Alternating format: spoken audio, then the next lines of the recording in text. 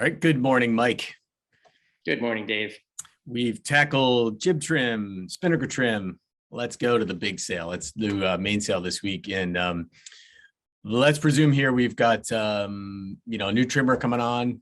How do we get them up to speed? But at the same time, tell me, before we get into that, so what's your opinion of a good main trimmer and an excellent main trimmer? Good main trimmer will, once you're up to speed and you kind of like where you are, they can look at some references like a mark on the sheet or something and repeat it really well. And, maybe look at the horizon for constant heel. And I think a great trimmer takes it the next step. They fine tune in the underpowered condition within a couple clicks of the main sheet, depending on how the boat's behaving. And in heavy air, they're ahead of the curve on the puffs and the lulls and the waves. And they, instead of waiting for something to happen, they're ahead of it. They might ease a second or even a half a second before a puff and that sort of thing. They anticipate, huh? They anticipate. They're ahead of the curve. They and not just anticipate. I think they really feel the boat. They understand when in underpowered, if you can click it in a few more clicks and you can still keep it moving, you're going to get height, without loss of speed. And they know when the wheels are about to fall off, and they ease it out that 5 or 6 clicks, the equivalent of that, and keep the boat rumbling before it stalls, before the wheels fall off. Cool. All right. So the easiest thing for a new trimmer obviously is marks. So maybe explain a little bit about marks, how you set them up. And then I guess we'll get to level 2 of those marks and overpowered, underpowered. But talk about marks. Yeah, I like marks, and particularly in the lighter winds. I feel like when it's overpowered, it's so much about field. You come out of attack, you're immediately trimming, depending on how hard people are hiking right away, and they get the boat under control, and you're using the horizon. I'm not really looking back at or looking at the main sheet to some mark, but I do like in lighter winds and underpowered conditions, it's a really good starting point. Hey, I'm going really well, and I have this little, Sharpie mark, or better yet, sewn in something on my main sheet, and maybe it's relative to something on the boom. You could even have a scale on the boom, or just even relative to the pulley. It's like, okay, when it's 2 inches below the pulley, that's kind of my max trim or something, and my acceleration trim is right at the pulley or something like that. And those are actually really useful, kind of exiting out leeward marks and everything like that too, to just sort of have the big picture reference. Right. Any time something big changes out of a start, out of a tack or a jibe, well, particularly the tacks upwind and leeward mark, you're absolutely right. Do a duck. Anything like that, when you're out of range and you want to quickly get really close. I love marks to get really close. All right. Tell me about underpowered, overpowered. So underpowered is really different than overpowered. I focus on something very, very different. In underpowered conditions, I am looking at the leech telltale on the main sheet, and on the main, at the one up the top, usually there's a top batten. Usually that's the one that stalls first, and there's some percentage of flow I'm looking for. So I might use the mark on the main sheet to get close, or some other reference. And then as soon as I think I'm even close to settled, I start honing in on that percentage of flow. We'll talk more about that in a minute. Overpowered, I don't look up at all. Besides making sure my vang's right or my traveler's right and the right amount of twist range.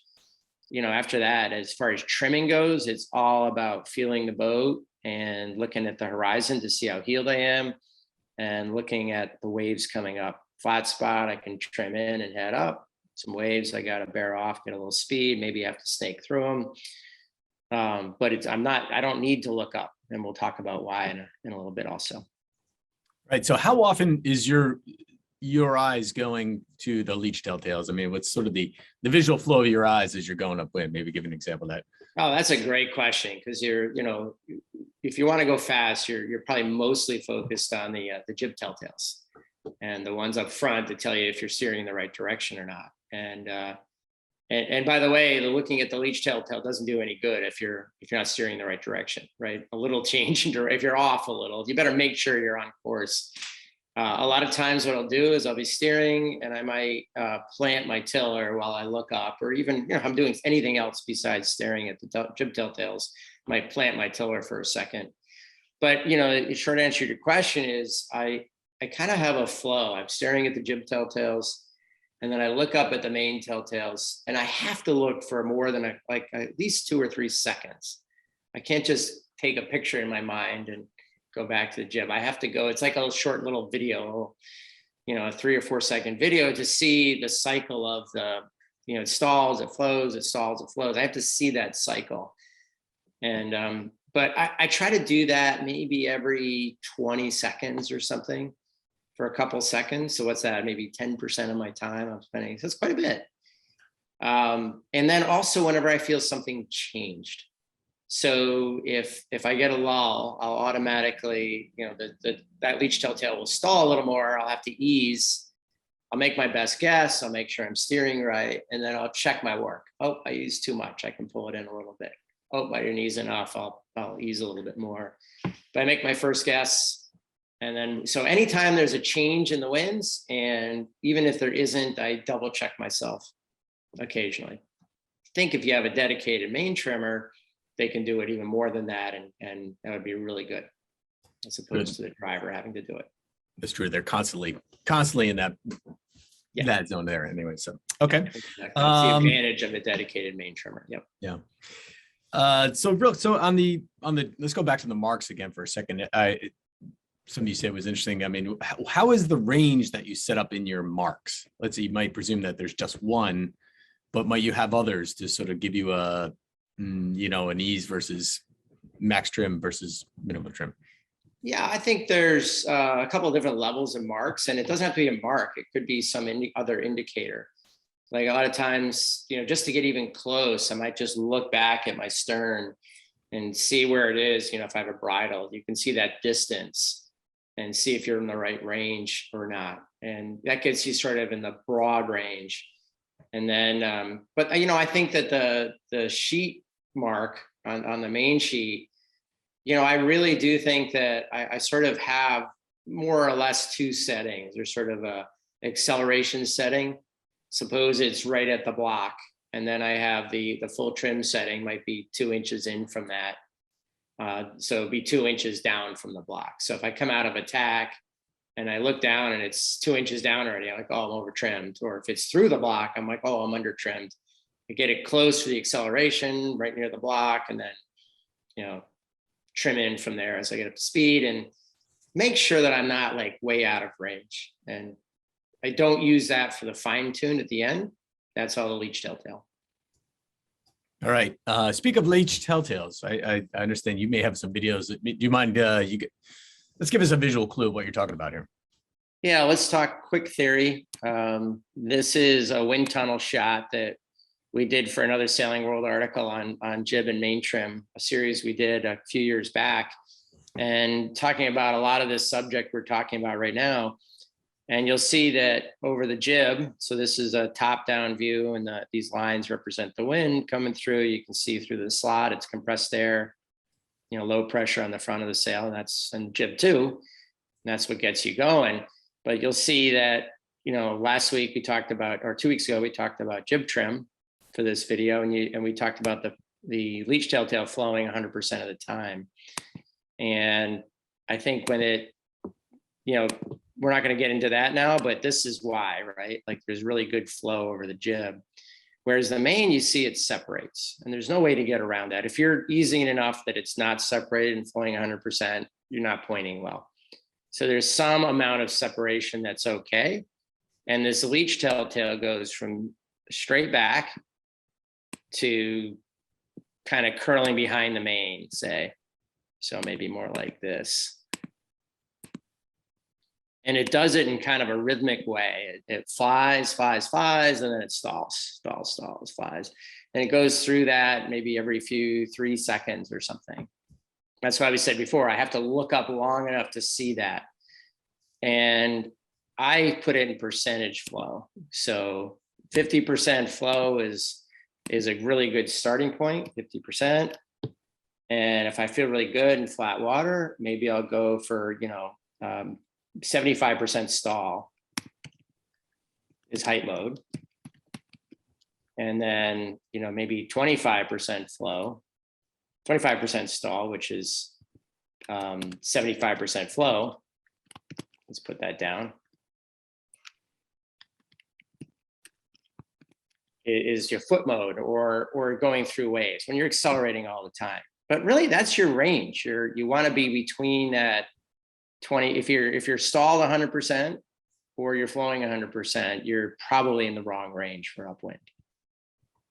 I don't know if that was a little too much info, but I think it's a good background to show you. This is a J70. And you can see this what we're focusing. We picked this telltale right here on the leech. And this is the one that was the most sensitive. So this is the one we're looking for. And if I play this video, you can see right now that this leech telltale is stalled. And if you watch it, flows and then it, stalls a little bit, flows, stall. And that's the behavior I would expect to see. And I would call this, I have to make a judgment call, right? I'm looking at it. I would call that, probably 60% stall, 40% flow. Long answer to your short question there, Dave, but is that kind of what you're looking for? Yeah. I mean, you're going off the set. I mean, does it, you've got 3 different telltales there. I mean, which one do you look at? Kind of a dumb question, but. Well, there's often a spot, like I think this one up top here is too high. It's a short chord of the sail. I like the ones pretty high up on the sail. Once you get, down here, I think they're often, behaving differently. But this one I like. It's the one that it seems like the hingier one. Like if you easier trim the main sheet, it moves the most. It kind of pivots out on this one. And you can see it kind of pokes out. And so that to me, in this case, it's pretty obvious. This one's too low. This one's too short and high. So that's the one. But, a lot of sails, my Thistle has 4 battens and my J24 has 4 battens. And, there's this one up top where the roach comes out and it's got that top battens poking it out. That's usually the obvious one to use. All right. So, I think we have the benefit of, I guess, most people come out of dinghies into keelboats or whatever it might be, the flow might be, but where you've got the main sheet in your hand, and that's sometimes this is the hardest thing, is to sort of let go of that. And maybe you're on a boat with a tiller or a wheel. So can you explain a little bit of the dynamics between, having a main trimmer who has the sheet in his hand and the driver, and 1, how they communicate, and 2, also how to work together? Yeah, I think the advantage of the driver holding the main sheet is that they have the feel on their side, right? Like if they feel a little slow, they might ease. If they feel like, hey, I got great pressure and the boat feels really good, maybe I can click it in a little more and head up. And in heavy air, it might be a different feel. Like, I feel like I'm really close to being bound up. Even the slightest hint of a puff, I'm going to ease quite a bit. So it's kind of easy to get out of the curve and get instant feedback on your helm. As the main trimmer, you don't have that helm feedback. You got to get good at other senses so you feel the speed other ways, but the helm is not one of them. You do have the advantage that you can look more. So if you're looking for that leech telltale, you could stare, for 5 or 6 or 7 seconds, or and do it every, do it 3 times a minute, 4 times a minute. You could do it more and look longer. But I think the ideal is you kind of combine the ability to look at it more with some really good communication. So the driver has to communicate that feel. If they feel like they're like right at the edge, then they have to say, hey, it feels good, but I'm at the edge of too much helm. And then the trimmer knows that they're just going to be like, any feel more puff or something. They're just, and then, or I feel like I could take more. So you're kind of helping fine tune the whole thing together by the feel. I do know, like in really heavy wind, and if I feel like it's puffier waves, sometimes I'll actually call for what I want instead of just what I feel right now. I hear one of my teammates say puff in 3, 2, 1, puff on. And if it's super puffy, I don't want to get out of the curve, I say, hey, let's ease this to, let's ease the main at 1 second or just after 1. So, okay, puff in 3, 2, 1, they're easing already instead of on puff on. So I'm fine tuning what I actually feel and tell them, and then also the timing of what we want to do depending on the conditions.